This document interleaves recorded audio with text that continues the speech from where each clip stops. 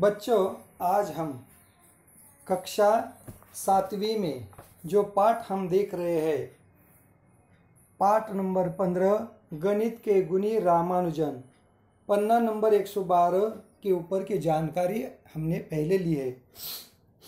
जैसे श्रीनिवास रामानुजन 20वीं शताब्दी के एक महानतम गणितज्ञ थे और गणित में संख्याओं के सिद्धांत पर रामानुजन ने के प्रभाव की बराबरी और कोई नहीं कर पाया। उन्होंने गणित की शताब्दी की पुनः खोज के साथ साथ कई नई खोजें भी की, जिसका अध्ययन हमने किया है। उन्हें किसका मार्गदर्शन मिला? गणित का खोज करने के लिए उन्हें कितने पुरस्कार मिले? आरंभिक विद्यालय गणितीय प्रतिभा के लिए उन्होंने पुरस्कार प्राप्त कैसे किए? उन्हें किनका मार्गदर्शन मिला? जैसे जॉर्ज श्रुइजकर का शोध प्रबंध पढ़ने का मौका उनको मिला। उन्होंने उनकी काफ़ी सराहना की। उन्होंने 1903 से 1914 की अवधि में ऐसे 3 नोटबुक तैयार की जो उन्हें आज भी उसके लिए उन्हें छात्रवृत्ति से सम्मानित किया गया। वर्ष 1904 में एफए के विद्यार्थी के रूप में रामानुजन ने कुंभकोणम राजकीय विद्यालय में प्रवेश लिया और उन्होंने एक छात्रवृत्ति जीती। इस तरह से अनेक प्रकार के कार्य करने के बाद, नोटबुकों को दर्ज करते उसमें लिखने के बाद उनकी जो अमूल्य पूंजी थी, 14 जुलाई 1909 को रामानुजन का विवाह जानकी से हुआ। 1910 में रामानुजन गणित के विद्वान और भारतीय गणित सोसाइटी के संस्थापक प्रोफेसर रामास्वामी अय्यर से मिले। उसके बाद general of the Indian mathematical society में सवाल जवाब लिखने के वजह से उनका वो कार्य फरवरी 1911 से अक्टूबर 1911 की अवधि में दौरान उन्होंने 58 सवाल और उनके समाधान सामने रखे, जो some properties of Bernoulli number शीर्षक से उनका पहला सुदीर्घ शोध प्रबंध journal of the Indian mathematical society में 1911 में प्रकाशित हुआ। इस तरह से उनका जो महान कार्य है जो उन्होंने पूरा किया है, इसीलिए उन्हें गणित के गुणी रामानुजन के माध्यम से जाना जाता है। आगे पन्ना नंबर 113 पर वर्ष 1912 में उन्होंने मद्रास पोर्ट ट्रस्ट के लेखा अनुभाग में लिपिक के रूप में नौकरी शुरू की। देखो, इतना महान कार्य करने के बाद भी 1912 में उन्होंने मद्रास में पोर्ट ट्रस्ट के लेखा अनुभाग में लिपिक के रूप में नौकरी की। इसी दौरान उनके गणित संबंधी कार्यों ने कुछ विद्वानों का ध्यान अपनी ओर खींचा, जिन्होंने उनकी योग्यता को पहचाना।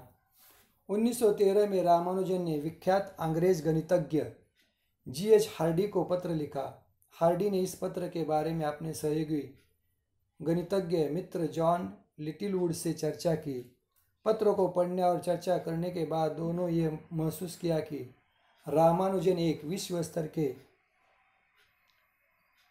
गणितज्ञ है। उन्होंने रामानुजन को कैम्ब्रिज लाने का फैसला किया और 14 अप्रैल 1914 को रामानुजन लंदन पहुंचे, यूके में।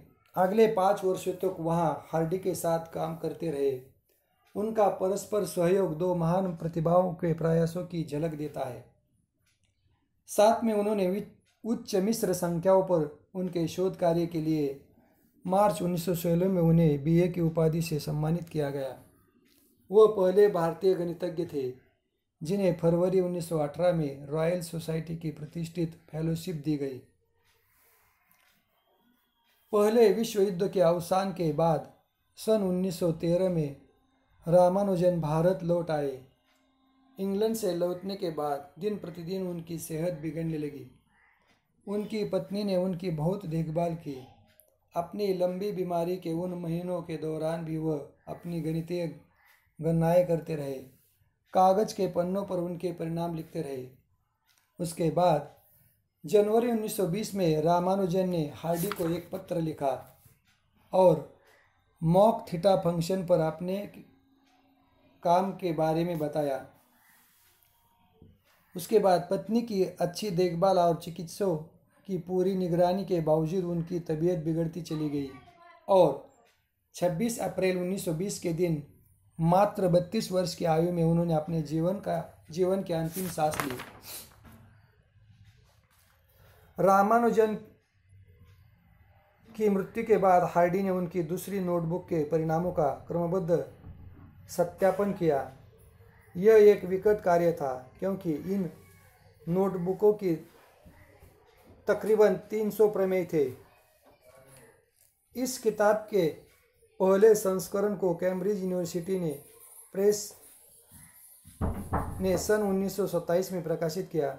इसके प्रकाशन के बाद वर्ष 1928-38 की अवधि के दौरान शोध पत्रों की छड़ी लग गई। उसके बाद श्रीनिवास रामानुजन का अधिकांश कार्य गणित की संख्या पद्धति शुद्धतम गणितीय धारा से संबंधित था।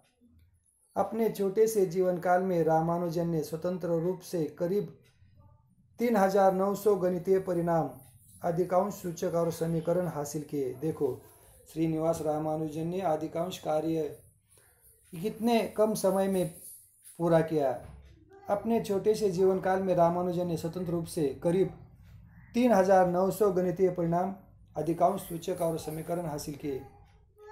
उनके दिए गए परिणाम मौलिक और अत्यधिक अपरंपरागत दोनों प्रकार के थे, जैसे कि रामानुजन अभाज्य और रामानुजन थीटा फंक्शन आदि। इनसे गणित में वे भावी शोध के अत्यंत प्रेरणा मिली।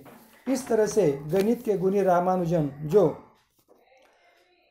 26 अप्रैल 1920 के दिन मात्र 32 वर्ष की आयु में उन्होंने अपने जीवन की अंतिम सांस ली। इस अल्पायुष्य में उन्होंने कई प्रकार के सराहनीय कार्य किए, कई प्रकार की खोज हासिल की, कई प्रकार के नोटबुक में नियम सूत्र लिखे, जो आज भी हमें प्रेरणा और मार्गदर्शन का काम करते हैं। इस तरह से हमने गणित के गुणी रामानुजन की जानकारी ली। यहाँ पर रुकते हैं हम। धन्यवाद।